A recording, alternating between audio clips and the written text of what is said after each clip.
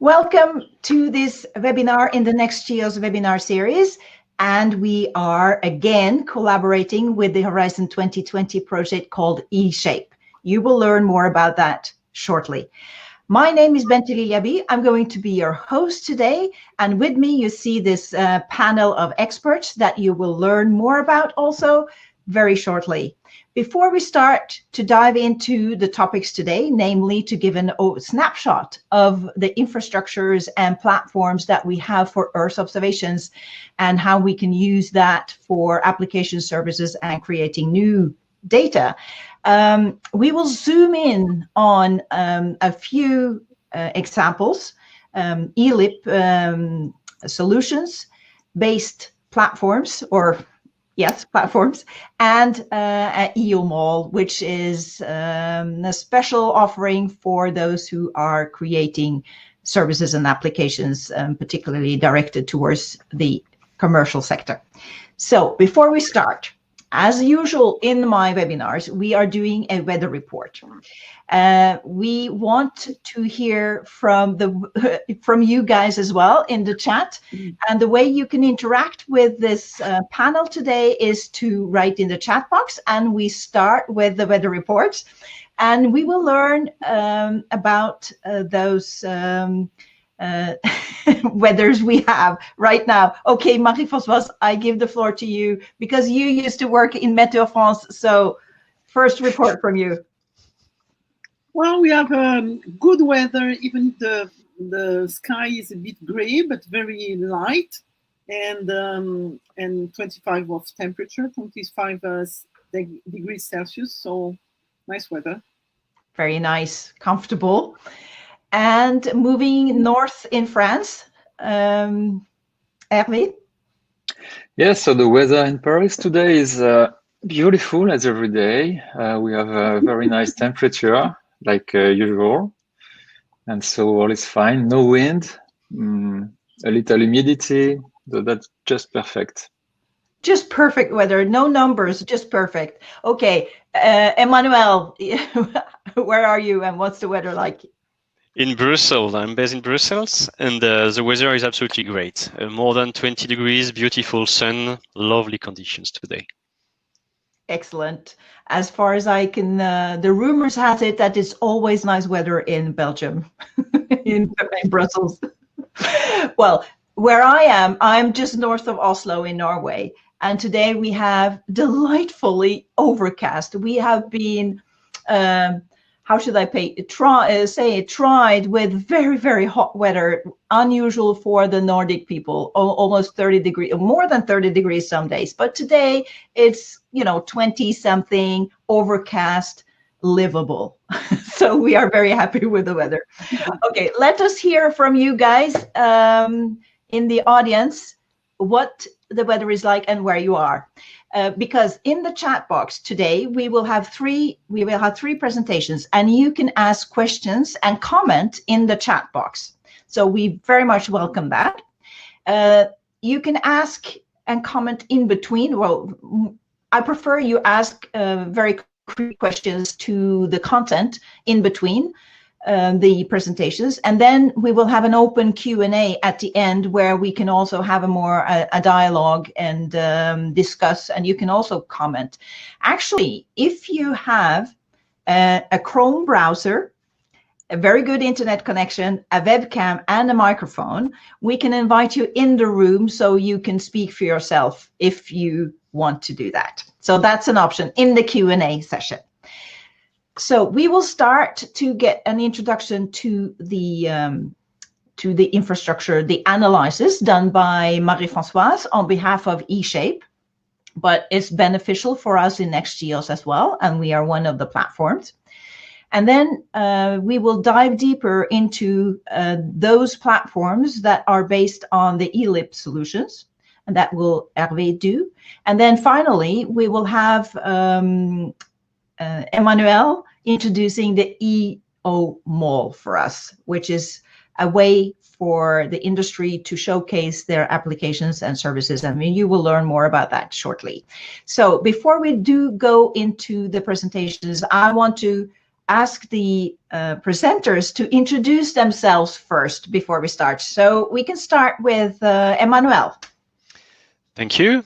So my name is Emmanuel Pajot. I am project manager at EARSC. I joined EARSC close to 4 years ago, and I am more specifically in charge of tools promoting the industry, such as eoMall, eoWiki, eoPages. But I have also the pleasure to be involved in project NextGEOSS and eShape. So that's why I'm really happy to be here today with you. We are excited to learn more about what you have to say about eoMalls. Okay, so Herve. Hello, so my name is Herve Caumont. I am program manager at Terradue. I'm in charge of all the platform evolutions at Terradue. I'm the product manager of the Ellip solutions that we will focus on today. I am involved in the NextGEOSS project, accompanying the partners who are integrating processing services, Earth observation data processing services on the platform using Ellip solutions. So we'll see that together and more. Yes, and I'm delighted to learn more about Ellip as well. Marie-Francoise, you're muted. Mm-hmm. Yeah. I am Marie-Francoise Voidrot. I work as a Europe director in the innovation program of the Open Geospatial Consortium in Europe. And I'm involved in NextGEOSS and eShape and in other initiatives around the Earth observation, interoperability, and how to serve the data better and to solve any problem you can have around Earth observation. So this fits really well with NextGEOSS and eShape. Absolutely. It's a very useful overview. I'm looking forward to learn more about that as well. And me, my name, as I said, is Bente Lilja. I'm a partner in NextGEOSS, responsible for communication and dissemination, but also involved in one of the pilots called Region Pilot. And I'm also involved in eShape as a member of the advisory board of eShape. So we are all here joining these forces or resources. I see here that we get some. I got some weather report. Thank you, Thierry, the French Riviera. Nice to have a report from there.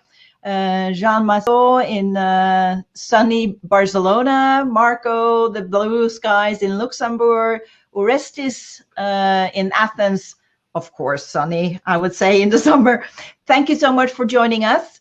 I think we are now ready to learn about all the infrastructures and the platform. Marie-Francoise, we will turn off our cameras and the sounds while you hear the presentation, and then we will come back in the change of presentation. Okay, the floor is yours, Marie-Francoise. Okay, thank you. I will share my screen. Application window. Oh, invite screen. Oh, it does. Okay, excuse me.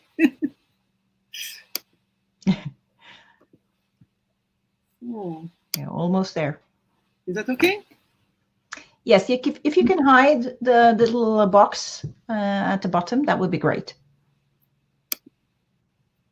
Okay. Yes? Yes, good to go. So I'm really delighted to make this webinar as a cooperation between eShape, NextGEOSS, and to present the work OGC is making to take the best of these projects. And it's important here to say that NextGEOSS is contributing too, because I get a lot of information from the NextGEOSS partners, and namely Herve, who are experts about cloud and platforms and so on to build this work for eShape. So eShape is gathering 55 partners, and the goal is to implement 27 pilots, which are gathered in 7 showcases, and we have a 4-year grant to do so. And one of the goals of the project is to build best practices a guidebook with best practices on how to use the best the Earth observation resources in Europe. And to do so, I consider that these 55 partners are a super panel to identify what is the status of understanding of the Earth observation community and what they need to best use all these resources. And from the implementation, we will get a lot of return on experience, which is also the interest of this work, is that it's not only theory. We will gather a lot of return on experience, and we have a clear target to finish that before the end of the project, of course. So when to implement these pilots, we have made an initial assessment through the 27 pilots, and to learn a lot about where they were, what they wanted to do, and which platforms they were using or planning to use during the implementation. And out of this work, we have identified more than 40 platforms. And one of we have also asked the partners what support they expected from eShape. And the first request was to learn and understand better the differences and the assets of each of these platforms and the resources, and especially among the DES. So we began to make a catalog of all these platforms, and out of this catalog, the goal is to characterize them, to build a framework to be able to characterize these platforms.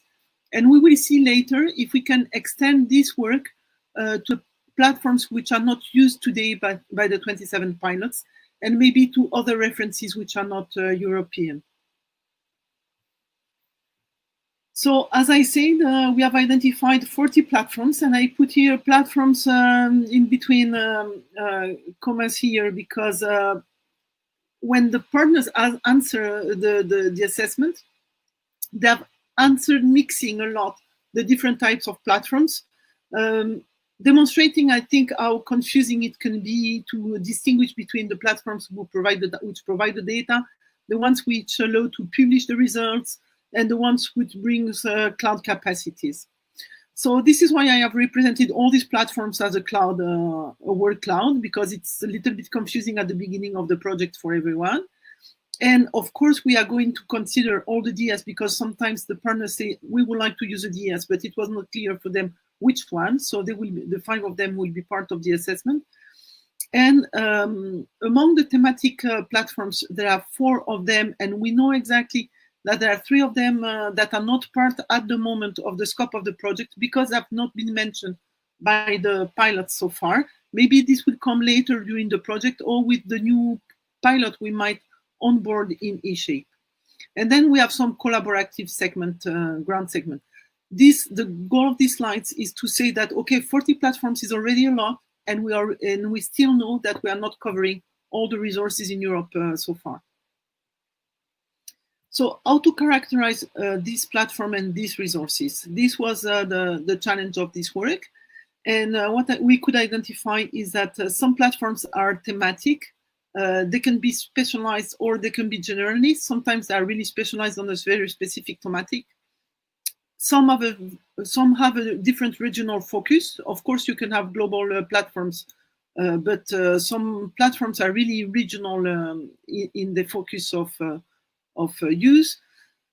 Some platforms are very specialized on a specific type of data, like satellite data or citizen science data, and others plan to be heterogeneous, which brings more complexity somehow.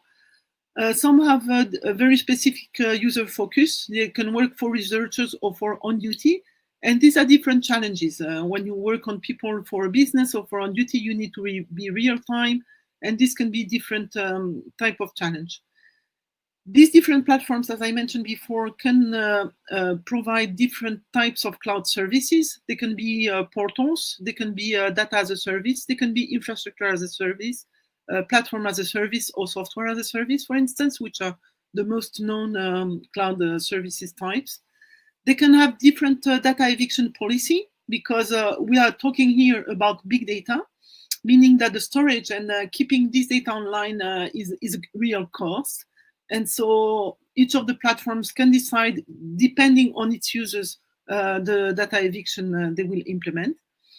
They can have different type of governance, and I begin to work also on the different business model, because the goal here is to make anything as Earth observation as a service, and of course we can have a different type of businesses among the data distribution or marketplaces or more complex ones. So taking again these 40 platforms I have mentioned before, we can begin already to see a very clear sorting of them and a clear characterization. Among those, we are thematic, as I mentioned before, to serve agriculture, atmosphere, biodiversity, and all these different domains. We still have here a big cluster, which are generalist platforms. EARSC is a cloud federation for research and is specifically focusing on research. And these platforms, Citizen Science, Lansense is serving citizen science data, Actris research in situ, and Copernicus open access satellites, so they are specialized on a certain data type. And CODI and GeoCradle have a regional focus. But then, this is already an interesting sorting and identification of what the platforms are for. But we can see here that we still have quite a big cluster, and it's interesting, of course, to deepen this. How we deepen this is trying to work on the cloud services they are providing. So these are graphics you can find on the internet. So when you develop an application and the only thing you outsource is the network, this is an internal development, and you manage everything yourself in-house. So the servers, the backup, the operating system, and so on. So this is an internal development. When you outsource the infrastructure, this is infrastructure as a service. And then you outsource all the infrastructure, the servers, the virtualization, the storage, and the network, and you keep internal the blue layers. Platform as a service, you also outsource the management of the operating system and of basic software, and you keep in-house the application and the data. And then you have a software as a service where you outsource everything. And you have a specific one which is quite common in our environment, which are data as a service, so platform serving data. In fact, this organization of cloud services is very well known, and I think that most of you have seen that before, but in fact it's quite more complex. And now this as a service concept is developing for many things as a service, and this is taken from Wikipedia. Not all these type of services are interesting for our field, but we can be interested by artificial intelligence as a service, we can be interested by analytics as a service, by monitoring as a service, machine learning as a service. So you can see that there are many other services that are of interest for us, and which is not identified in Wikipedia, but could be interesting. And that was mentioned last week in the Geo Symposium, is a data cube as a service, as the Euro Data Cube is providing this type of service. We can see that in all this complexity, we can still be lost because all these other services promise for mobility, democratization of infrastructure, flexibility, cost effectiveness, collaboration, risk control. But this is also bringing some confusion and it can give the impression of a mess.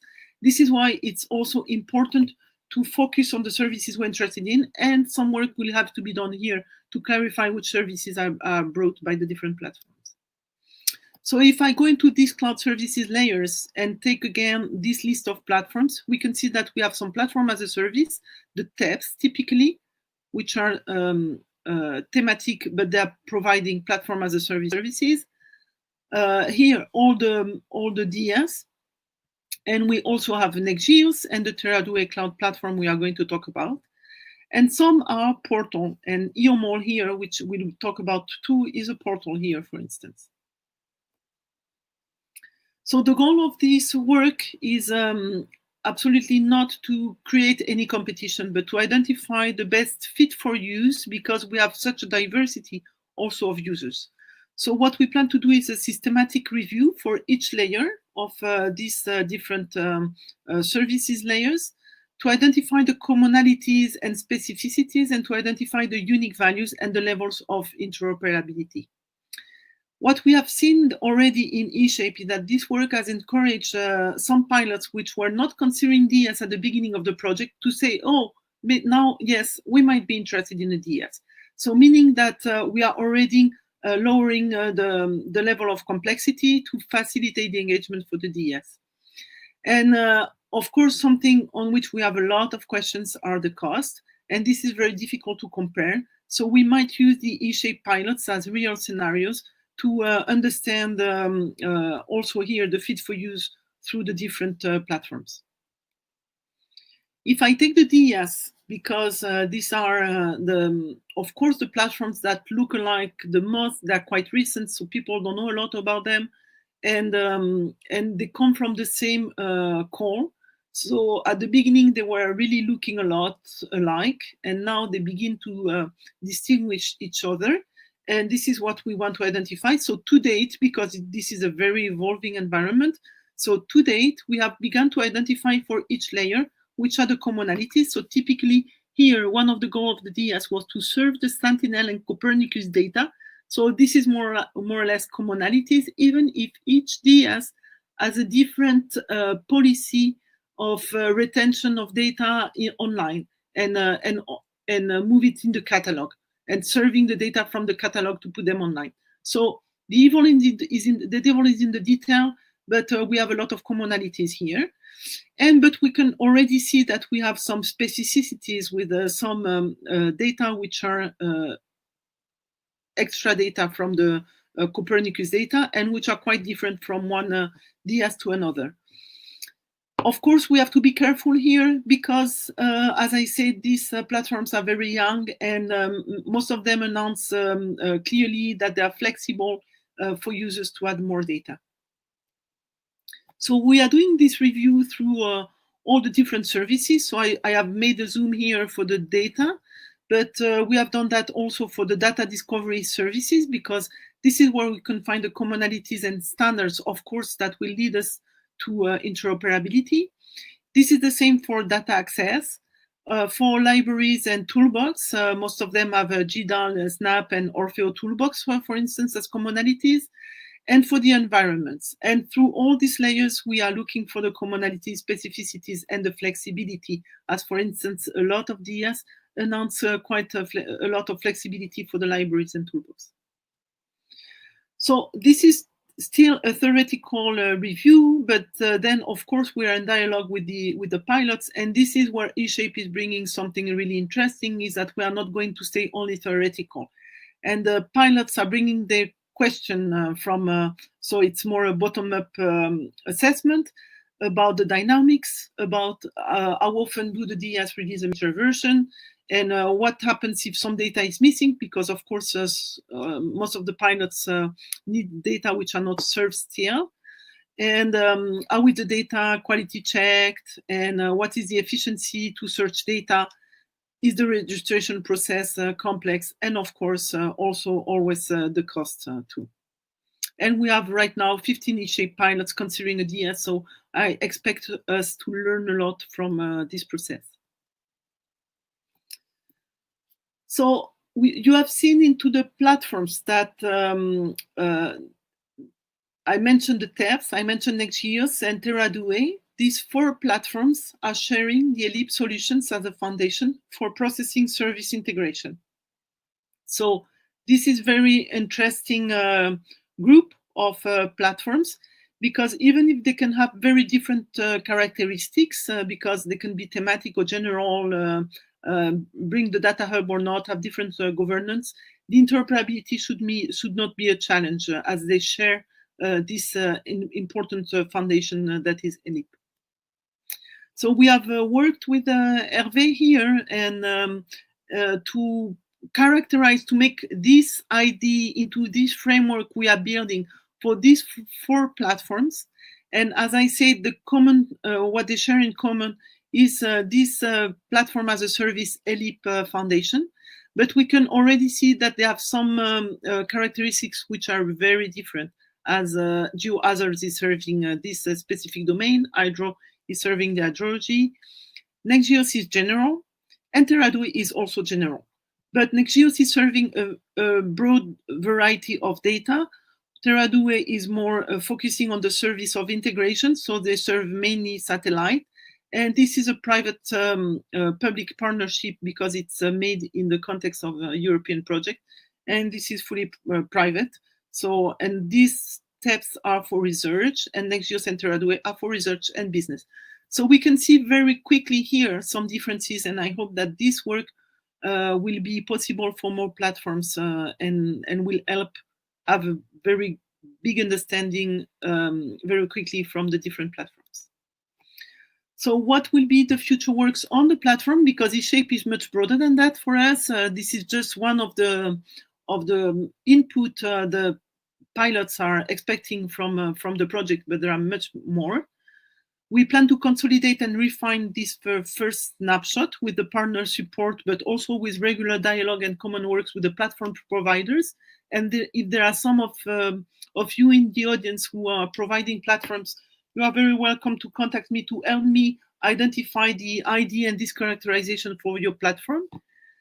So we will also consolidate the framework. So right now I have shown here the metadata we plan to document for the platforms, but maybe this will be detailed and enriched later with the platforms giving access to, for instance, artificial intelligence as a service or data cube as a service. So this can be refined. We will collect the return on experience of the implementation. As I said, this is one of the very big interests of eShape, and we will try to begin to work on interoperability and standards to build this vision of a European system of systems. And these are 4 levels of interoperability, which look to me very important. So thank you for your attention. As I said, if you are a platform provider, you are super welcome to contact me if you want me to help me build the idea of your platform. If you are a pilot application provider, eShape is right now beginning an onboarding process. And we will talk about this at Virtual EARSC EO Cafe on Thursday. So if you are interested in joining eShape and contribute to this work and to benefit from this work around platforms, you are super welcome to join eShape and to candidate there. Thank you. Thank you very much, Marie-Francoise. And indeed, it's really a vast amount of resources that we can see in Europe, and what you've done, your analysis gives a better position to see what fits exactly your need as a user. I see that Emmanuel, he was kind and posted a link to where you can register for the eoMall webinar, the EO Cafe, sorry, the EO Cafe. So you have that directly in the chat box now, so you can register. Do you have any questions for Marie-Francoise directly? I have some, but I think I will ask them when in the Q&A session. We will have a Q&A at the end. I think we will stay more or less within 1 hour from the start. Okay, Guys is asking, would it be possible to share the link to the e-cafe in the comments? Yes, yes, it will be possible. There's some, I'm sure there are some delays. So you got it already.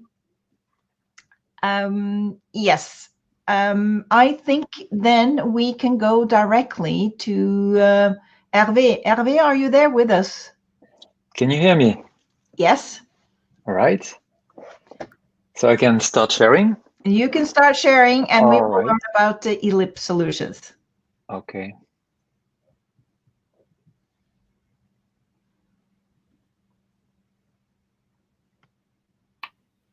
Can you see the screen? I will move to full screen.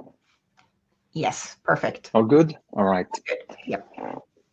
Okay, so the focus for me, because it's my third webinar with you, Bente, so people can reach also the previous presentations.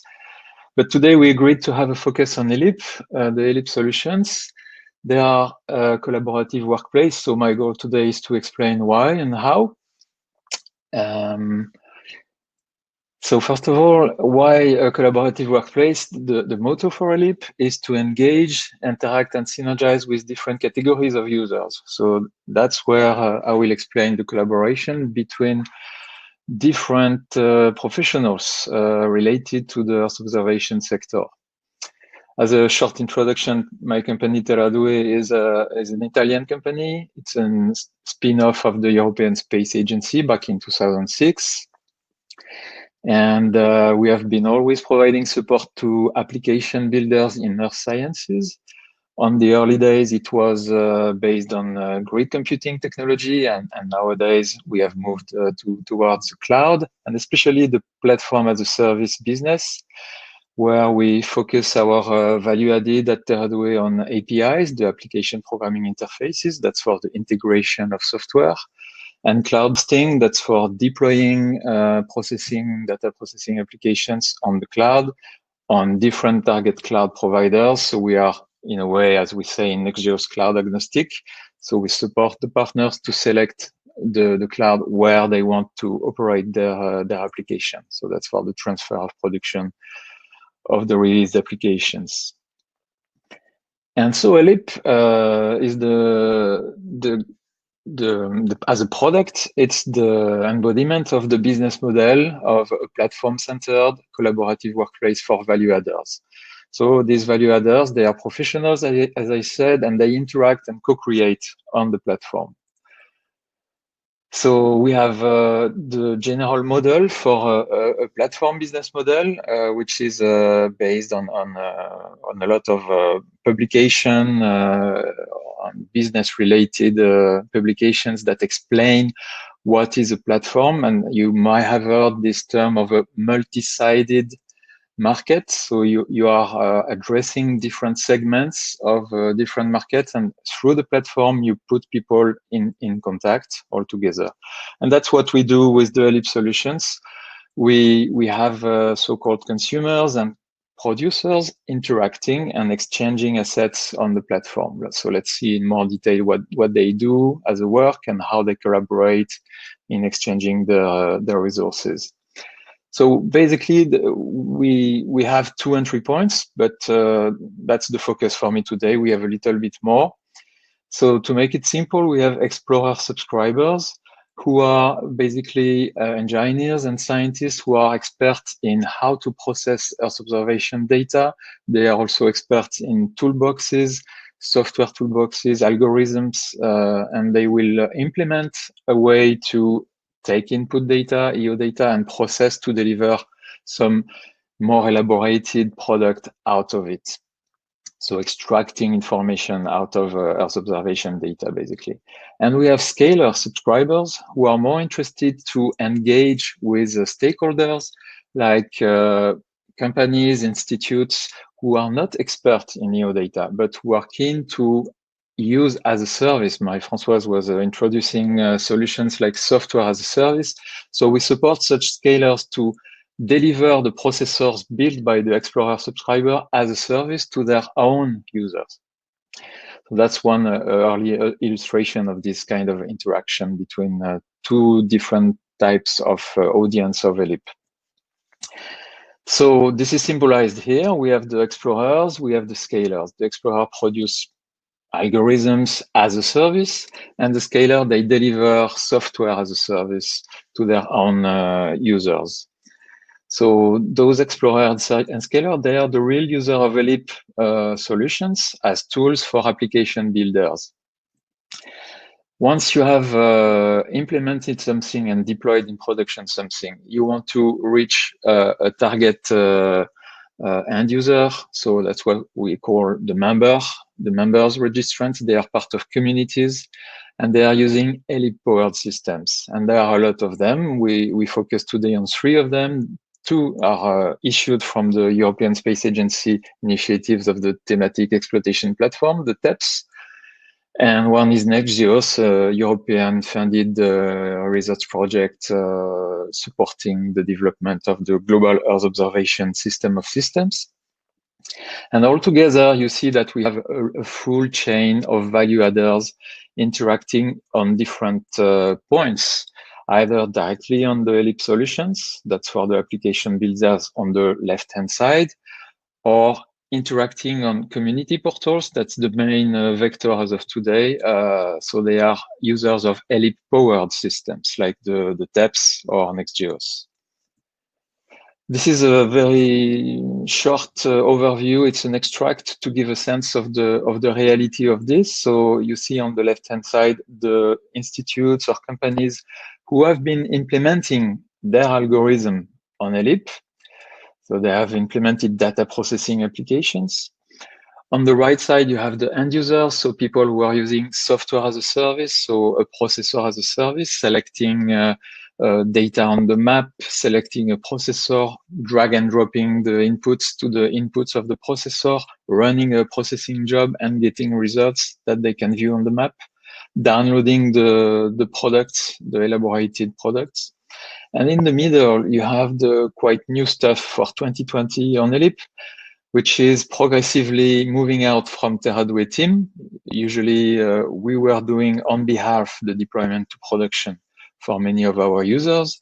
And progressively we are working with beta testers, beta users from different partners. So today we are starting with CGI and ESA and Deimos, to which we are starting to give the tools. So they are handed over the tools for doing this deployment to production. And this year we will consolidate this. So how to work with Ellip? You go to the terradue.com portal and you can register. We are working a lot with all the initiatives that we interact with, NextGEOSS, the ESA projects. So you can sign in with an existing account. So you see on the right side here of the sign-in page, you can use an existing user account. It's federated on the platform, and that's very powerful, especially when you want to onboard member users on your community portal powered by Ellip. So we are advertising. There is a lot of work to be done in this industry to market solutions. So we have started this work. We are not yet there, but it's an ongoing effort, very important, very key and critical to market your offer. So that's the same view, a little bit more explained, and how we address Explorer users, which are experts for sensor data science. We are supporting Scaler subscribers, which are more like experts of information management. They are delivering information to their own audiences. But we also support system integrators. So premium partners, they are like a category we have created. They are doing all along from Explorer to Scaler activities and deliver turnkey solutions to their users. But also we have a program, the Ultimate Partner Program, to add on the platform the other type of users I was mentioning. They are infrastructure as a service providers, so cloud providers like the Copernicus DIAS providers. They are data providers. We work a lot with the European space agencies and all the European agencies in France, in Italy, in Germany to make sure that the Cosmos SkyMed, that the different Pleiad missions in Europe are available to our users, and this goes to partnership. This is the Ellip dashboard. So when you're a user, you reach this URL, ellip.terradue.com, and you start engage with the Ellip solutions. You see we have 4 solutions, and I will go one slide for each very quickly to give you a sense of what it is. But just keep in mind that on the left-hand side, Ellip Notebooks, Ellip Workflows, they are the tools for people who are building a processor as a service. And on the right side, the Ellip Launchpads, Ellip InfoHubs, they are for the Scaler users, how to deliver things to their audiences. So when you want to experiment and prepare an algorithm, you usually now it's very broadly adopted. You you work on a Jupyter notebook. So it's supported on a Terradue cloud platform. The Ellip notebook solution gives you a workspace where you can embed code and data, visualize and validate very quickly, very interactively, document this work inside the same notebook document, and share towards different partners that you have, collaborators that you have. You can share on Git as a repository, as a software repository. You can share on Binder as an executable environment. And you can share on Ellip Exchange. I will come to this later. Then if you want to build something more scalable, you will go to Ellip Workflows, where you will integrate and test eventually the notebook previously done. You will reuse that as an algorithm. You will wrap this with APIs provided by the platform, build your application, your processor as a service, package it so that it can be deployed on a target cloud. And this goes to this Docker technology, where again, you will deliver your Dockerized processor as a service. And then on Ellip, you can deploy it on a further stage on a selected production environment on the cloud. So this is what Ellip Launchpad is made for. You list the resources that you are entitled to use as a Scalar subscriber. These resources, they are shared to you by the other Ellip users. So you have access to a list of processors, and you have access to a list of cloud providers for which you are authorized. So it means that you are sponsored in ESA or European projects. It means we have funding in the project for you to access these resources. And in the future, it means you are paying for it, and you are authorized to reach a processor or reach a cloud provider because you have an account, and you are entitled to do business or to do research with these resources. Then you set your environment, the association of a processor and a cloud production environment, and you deploy in production. And finally, you will connect a GeoBrowser application, or in the future, other type of apps. So for this, you can edit a new app on Ellip. You will load a template. You will evolve this application to your custom needs, save it, and then assemble what we call a community and deliver the GeoBrowser application. So that's a mini portal, let's say, where you can plug the processing services, where you can plug the EO data inputs, all the resources that the partners on Ellip are providing on the platform, and deliver this to your own stakeholders, your users as an institute, your students, your collaborators inside the company, etc. So this is a quick view, again, to make it a little bit more real, of the Ellip tools, all the dashboards and tools that you are using as an Ellip user. And this is a view of what the members are accessing via Ellip. So that's an Ellip-powered application where you see the map, you see the EO data collections, you have an EO data menu on the top right, and you have an example of a processor on the right side, processing services. Here is a Sentinel processor that users can use as a service. So that's the result of an integration by an Explorer user deployed by a Scalar user collaborating on Ellip. So that's the summary to conclude. Ellip Notebooks is to create interactive laboratory notebooks. Ellip Workflows is to design scalable processing chains that will massively process on the cloud. Ellip Launchpad is to select a package and deploy it on a target production environment. Ellip InfoHub is to engage with your stakeholders. As a Scalar subscriber, you want to engage with a different set of communities that we support you for. And the big news of this year will be Ellip Exchange, that exists already in different flavors, but that will materialize on the Ellip dashboard this year, where we will manage all these sharing conditions and sharing rights and access rights between consumers and producers on the platform. It will support collaborative scenarios. So you see, as an explorer, I want to share my assets with selected Scalar users. So I integrate on Ellip Workflows, and I publish a resulting processor ready for scalability, ready for working as a service on Ellip Exchange.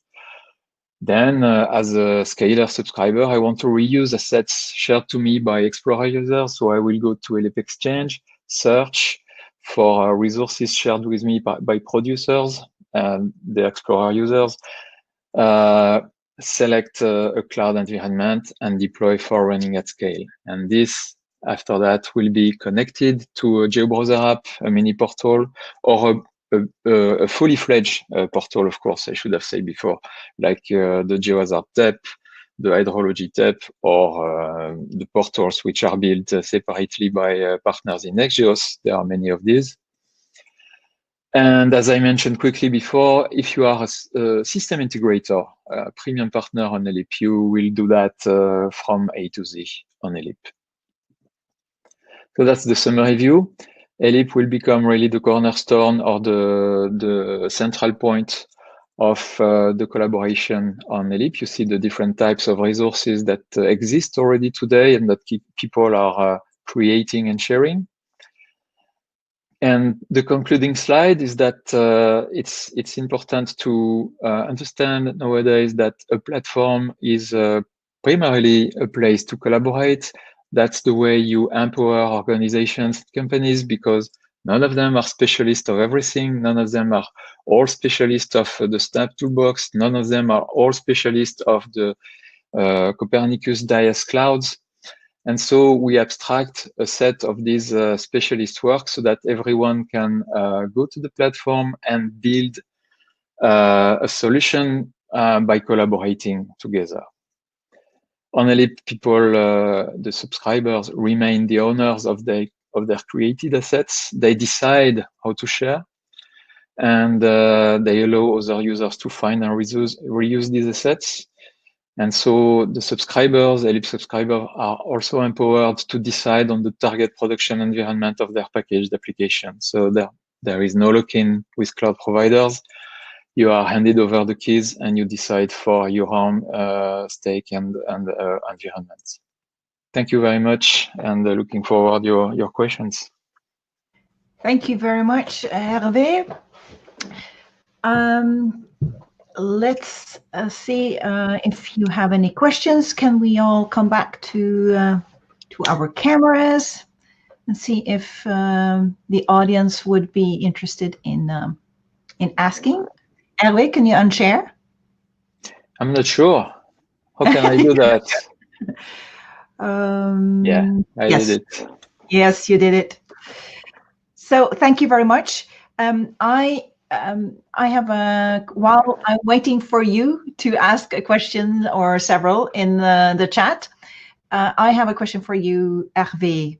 Marie-Francoise mentioned, and we skipped that, mentioned that you have eShape actually they are in the process of accepting new pilots to be becoming a member of the eShape family, or onboarding as you call it. Will it be possible then for you to collaborate with those who are planning to have a pilot to become a part of the eShape family? Herve. Well, Marie-Francoise will tell you. But, no, yes. So the eShape is doing something quite new and interesting as part of the Horizon 2020 project. Is supporting that part of the community, the EO professionals who want to move to the cloud and just request for some support on selecting a target environment, well, a production target environment on one hand, and also at the same time for the integrators looking for support in selecting an integration set of tools. So the offer is large, and eShape will probably see a lot of different approaches depending on the needs and depending on the requirements. It's not one single fit for all. It's a market that will start to emerge. I think we will have a first view of the market choices through eShape. Yes, but what my point was that so as far as I know, Terradue, you enter into a collaboration project when you are, for those who want to use Ellip, they enter typically into a collaboration with you guys in Terradue. And so for those who are interested in having a pilot on eShape, that would be take form as a collaboration, right? Absolutely. So there are already pilots in eShape which are preparing their work, and some of them have already selected Ellip, especially because of the connection with NextGEOSS. So that's for sure. And then we have also opportunities for new entrants. So Marie-Francoise can present this in more details. But for all of them, yes, there are initial telcos, and there is still indeed this kind of human interaction. It's not fully automated. It's something where we still discuss together. Yes. Okay, Marie-Francoise, you wanted to add something. Unmute. I think I will let the floor to Emmanuel, but there are already some eShape pilots who are working or considering to work with NextGEOSS. Among the new pilots, of course, this can happen too. We are just beginning the process for new onboarding. Yes. So. Okay, Emmanuel. We can discuss more, and while Emmanuel, you can start sharing your screen while I'm informing our audience that you can, at the Q&A, what you do in order to enter this room, you can raise your hand. You see that you have an icon where you can raise your hand, and that will be useful to do after Emmanuel and when we start the Q&A then. Okay, Emmanuel, you are ready to go. Turn off your camera as well and turn on your sound. Turn on my sound. Good. So Yeah. Thank you for this opportunity. The purpose of my talk today is about this eoMall. eoMall, which is a marketplace managed by EARSC, developed with the support of ESA. In brief, EARSC is the European Association of Remote Sensing Companies, created 30 years ago. It is a trade non-profit association based in Brussels. EARSC represents more than 120 members from 25 countries in Europe, and our members are delivering services in the downstream part of the Earth observation value chain, from data acquisition to the delivery of GI services. Our mission is to foster the development of European geo-information service industry and to represent European geospatial information providers, creating a sustainable network between industry, decision makers, and users. You may recognize some of the logo on this slide. If you don't know one of them, pick one, please, and explore what they can deliver. You already see, I imagine, this three-tiers approach about the different platforms as presented by Marie-Francoise. There is a lot of, so I do not aim to present all of this, and she has a much more detailed view that I could provide. But these three tiers, the resource tier, the exploitation, and the knowledge tier, are really important to have in mind to understand where each of them stand. The purpose of this discussion today about eoMall and potentially EuroGEO 2 really is linked to this third tier, which is a knowledge one. Previously, I represented Ellip, which could be more in this exploitation tier, linked to NextGEOSS. And as you can see in this picture, eShape is not in this graphic, as eShape doesn't have really a platform, but it's a project aiming to promote all the different entities, which each of them have their potential platforms or tools. But during the project, EuroWiki and eoMall will be open to eShape beneficiaries, partners, in order to promote their services. We define these two platforms, EuroWiki and eoMall, because they do not have at all the same aim. You may have in mind another third one, which is EuroPages. EuroPages is really about a yellow page of the different companies in Europe and Canada. Okay, EOWiki is a wiki, so a place where you can find information on the Earth observation ecosystems. A key element is Earth taxonomy. We are really, it's really important for us. The success stories, best practices, for example, and we will complement this thanks to eShape. eoMall on this side is a platform purely dedicated to the promotion of Earth observation online services. So online services. Platforms are nowadays a key component of any Earth observation users in order to access data, to process, and or to promote the data. A few years ago, EARSC made a study which highlighted that the company considered that the online services, so a service which will be available on the web, will become a very significant part of their revenue share. When EARSC aggregated all the numbers, we identified that the online service market share could represent 25% of the global market share in 2025. So really great increase. So it's really a strategic point to be visible and to propose this service online. But the definition of online was really diverse.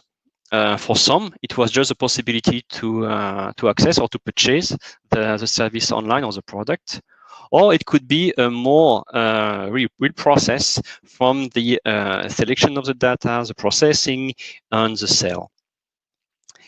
And what we can see based on the last industry survey we made is that there is a significant change in the mentality of companies, and because there is a shift from pure bespoke services to online services. To be more concrete, more precise, from bespoke to semi-automated and fully automated services. It means that most of the services which are actually sold are based on semi-automated and fully automated. It's a drastic change compared to a few years ago. This doesn't mean that these services are currently available online, but first it is a first step too, and then we can see there is an increase of this new capability provided by all this new exploitation platform. And the reason is that the user has changed. So let me introduce to Dave. Dave needs to spend less time in the vineyard. He may be potentially younger, but for sure, he is much more digitally connected than before. And he is looking for a digital solution which will help him to improve his work. Now, parcels are more scattered than before and larger, potentially. He needs to visualize if something has changed over the parcels, but also on the surrounding. A more spatial view in this. He needs to get access to parameters which will help him to know if the vines are going well and potentially to have access to forecast. You want to have alert if there is a potential risk if one of these parcels. And this is what it is about. And Dave is not alone. He is representative of many users or potential users, much more numerous, who have a lot of questions on where Earth observation could play a role. Obviously, some are familiar with Earth observations and are already ready to purchase a service. Could be directly to their provider, but they would like to find it online to get a quicker access sometimes. Some are not at all familiar with Earth observations and may need to know what is possible. What kind of information could they collect in order to integrate these EO services in their product, in their process? So that's what really drives the definition of the eoMall. It was really designed initially to first improve the awareness and potential of potential new users who would like to have access to the service online. You can access to this eoMall without any registration. You can register to save some of your preference. You can register or you can use authentication tools such as ESA TEPs in order to do this. And when you will land on the eoMall for the first time, you will have a pop-up which will invite you to answer to only 3 short questions, just to customize the main page. So you will have a first flavor macro scale of what eoMall can do for you. And then we have thought about the navigation path. Depending on your background, you may need more help or not to have access to the level of information you need. So we define 2 steps. For the one who are not familiar, already from the main page, the landing page, you will first have the possibility to visualize what can Earth observation do for my organizations. In other words, you will have access to case studies. So all the EO services which are available on eoMall have a case studies where a real concrete user who is using the service is clearly displayed to help the new potential user to understand that it could be him. Then after you have the description of the service, and then you have the definition, description of the company which provide use eoMall to promote their services. On the other side, for advanced user, we are really familiar with or eoMall or Earth observation services or technology.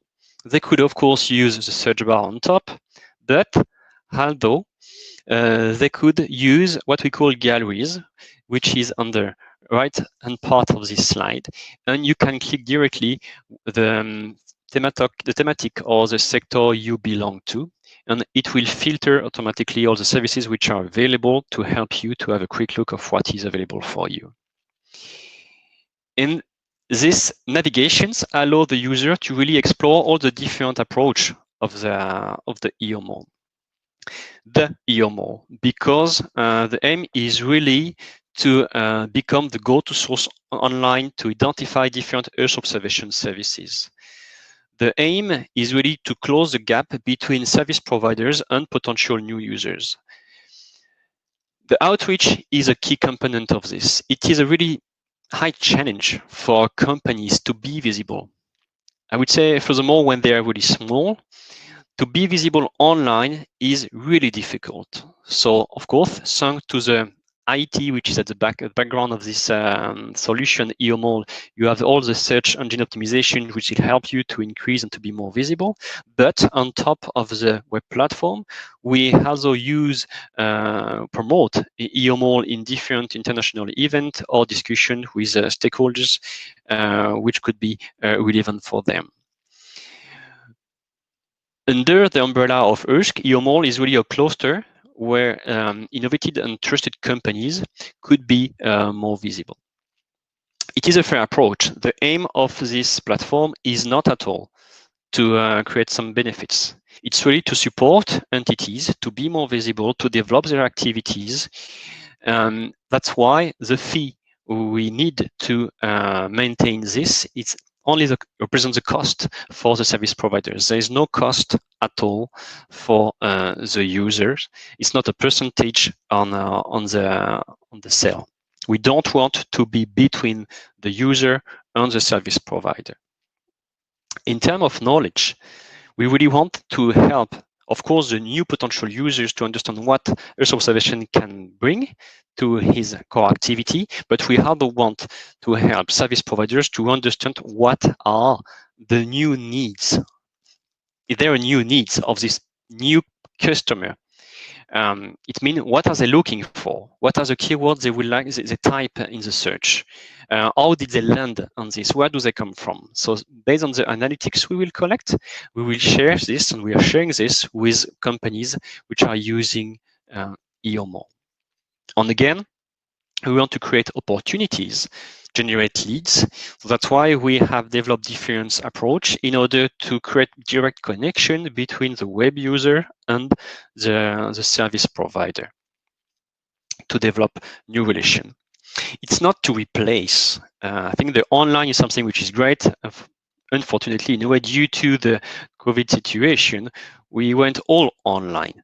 But we all have the need to meet all together. We are not going to change the whole Earth observation market, but if a company do not consider actually online as a complement of their current activities, then it could be at risk. So that's why we really want to push this in order to increase the visibility of companies in Europe, but also at the global scale.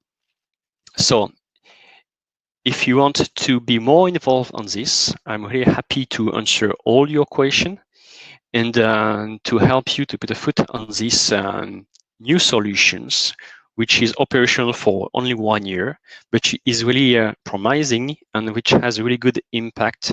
And a lot of new companies, for example, which come from Parsec, have already understood this and are part of this. So thank you very much for your attention. Thank you, Emmanuel.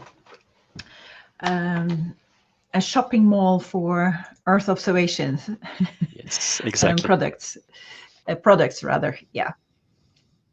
So, just a quick question to you, Herve, before we open the floor. I have some questions for you also, Emmanuel.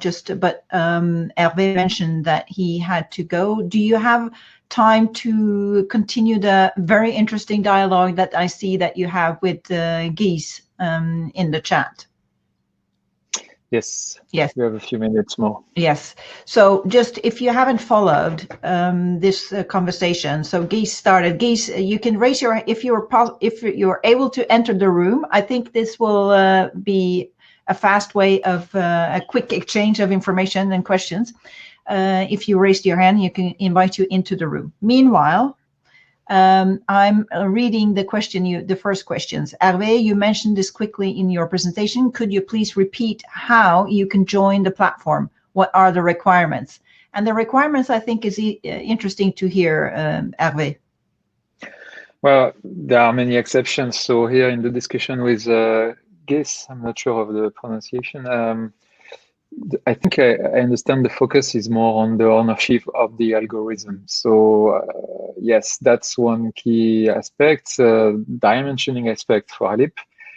Because of the business model that I've presented, of course, you have to be the owner of the algorithm to come to Ellip and start integration work. So you are the owner, you have the IPRs, and what you create on top of this on Ellip is still and remains your IPR. It's just that thanks to Ellip, you have empowered your algorithm to operate as a service with high scalability on the cloud, with OGC interoperability interfaces for data processing and for data access. So that's the added value on Ellip that you get. But you cannot, well, we are cautious, like in any kind of other business setting, of the ownership aspects and the legal aspects. So that's a key requirement.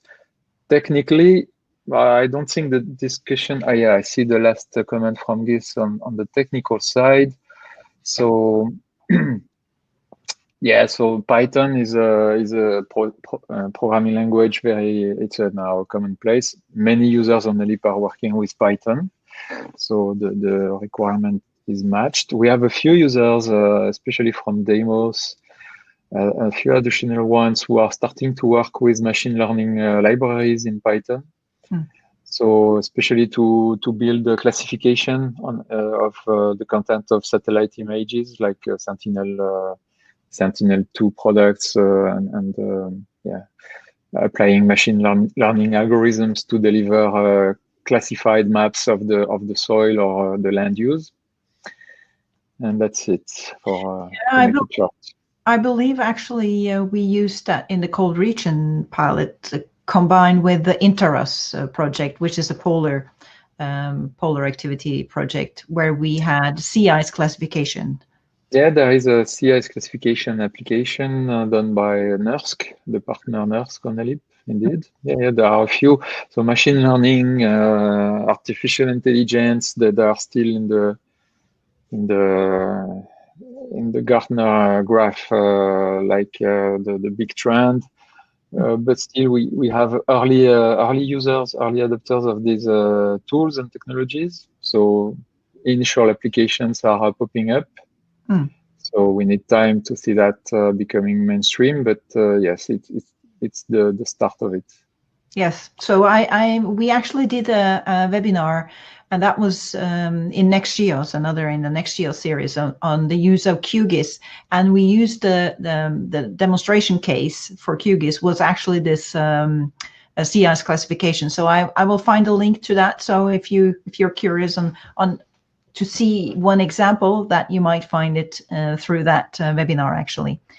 Okay, so I see, Guys, the internet connection is limiting you for getting into the room, but I hope you got answers for your questions, and I'm sure, Herve, maybe you can share your email directly also in the chat if he wants to continue, if he or she, it doesn't say, can want to connect with you and continue the conversation.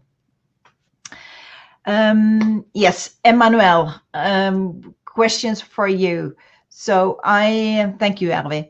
I posted a poll and in the middle of your presentation. So I hope we get answers to that towards the end here, because I think they needed to learn a little bit more about the eoMall. And I have one question before we go on, and that is how long you said that you had eoMall running for 1 year. How long do you foresee that you will maintain it? eoMall is really considered as an EARSC asset. So it is there to be maintained in the long term. It's not a project. It's something which is really part of the Secretariat activity. So we can provide this and ensure companies who want to use it to promote their services that it will be valuable in the long term and part of the core activity of EARSC.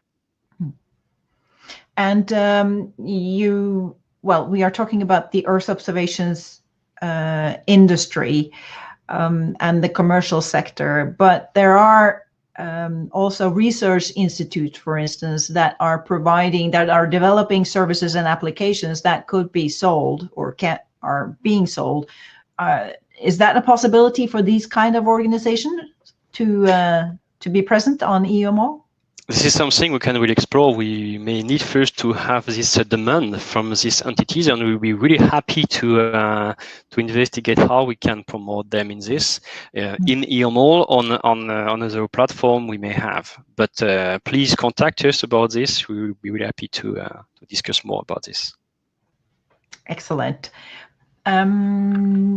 Yes, do you have any questions? Go ahead and ask in the chat or raise your hand.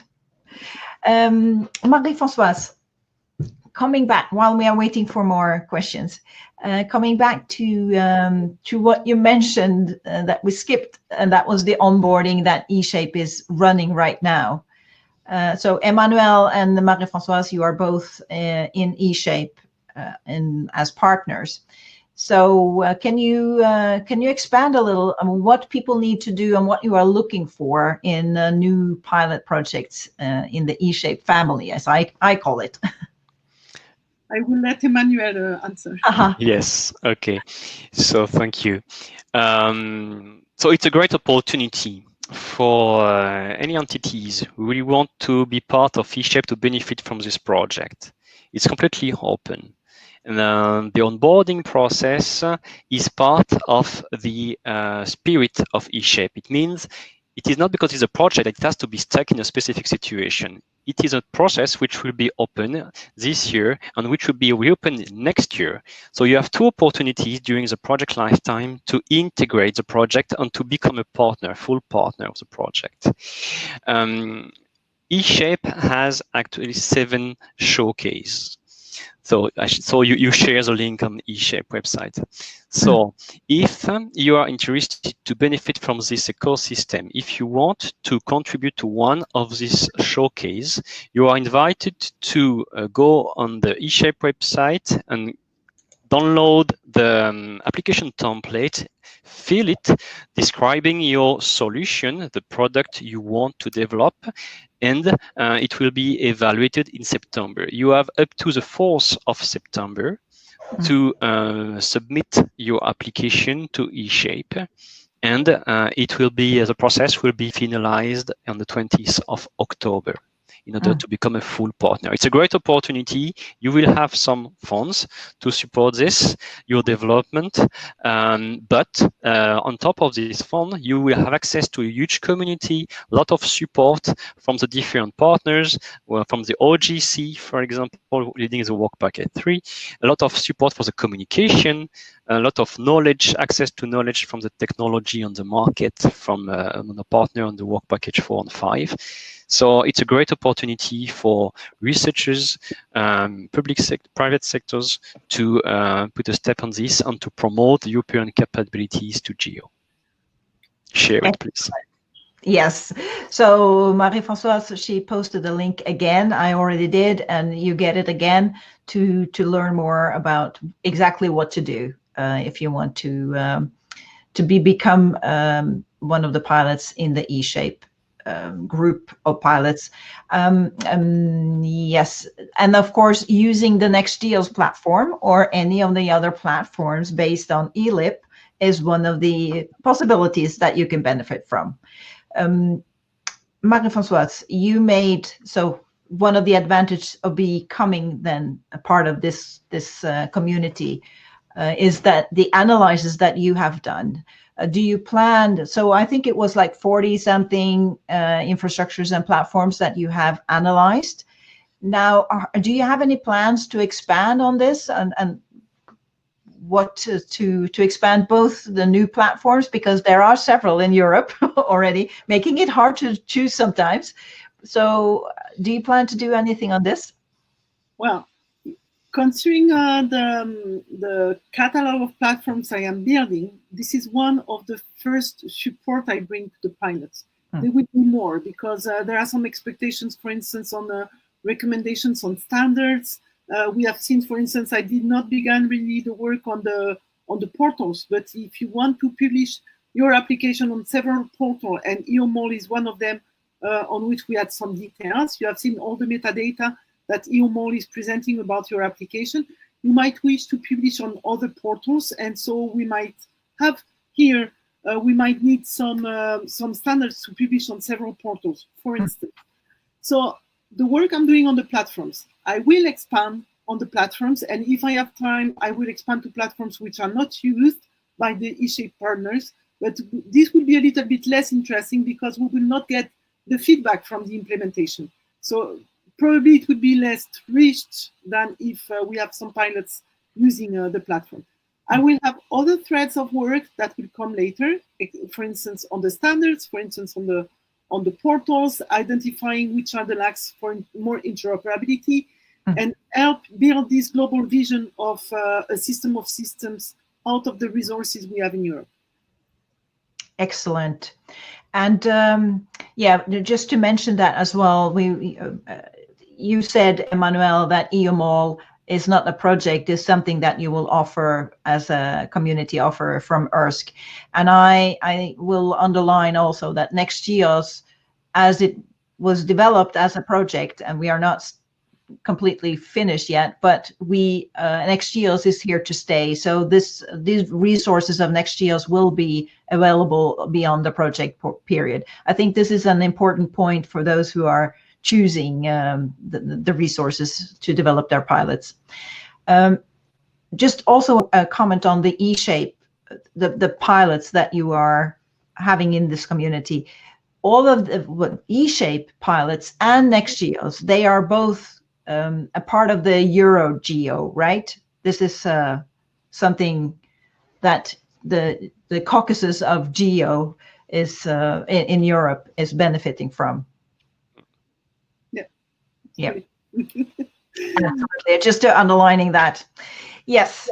I think I don't see this audience has been very shy. So, except for Geeth, thank you for your engagement. Do you have any other final comments here in the panel before we close this webinar? Emmanuel. Explore. You have a lot of different platforms available, a lot of capabilities, a lot of knowledge. So we are really rich in Europe And what we need is to build all together something which will be stronger in the close future. So explore and explore the onboarding call page on eShape to become a new partner. Thank you. And Herve? Yeah, but I just want to thank you, Bente, for another very nice webinar. Oh, thank you. And Marie-Francoise?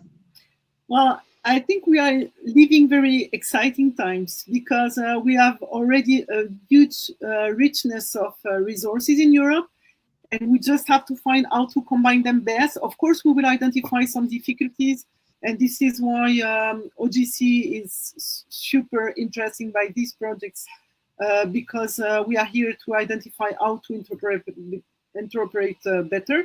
But thank you to the pioneers that have made the hard work of beginning all this whole ball, because this is probably the most difficult. But now we are just in this time where integrating, we can do a lot. And so this is really, really exciting. Yes, it is. So become a member of the eShape community. Use NextGEOSS, Ellip based platforms, and promote your resulting services on eoMall. Right? Simple. Yes. Okay. Hope to see you all in the next webinar, either NextGEOSS webinar series webinar or combined with eShape, or I think that eShape is also planning webinars in the future. And will somebody again post a link, Emmanuel, to the EO Cafe already on Wednesday, right? Yes. Yes, that's the next Thursday. time. Thursday. Okay. Thursday. Yes. Thursday, 25th. At what time? At 4. 4 p.m. 4 p.m. And thank you so much again, my excellent speakers. You delivered again. Very good presentations. Thank you so much, every one of you. And until the next time. Thank you. Thank you. Bye-bye. Thank you.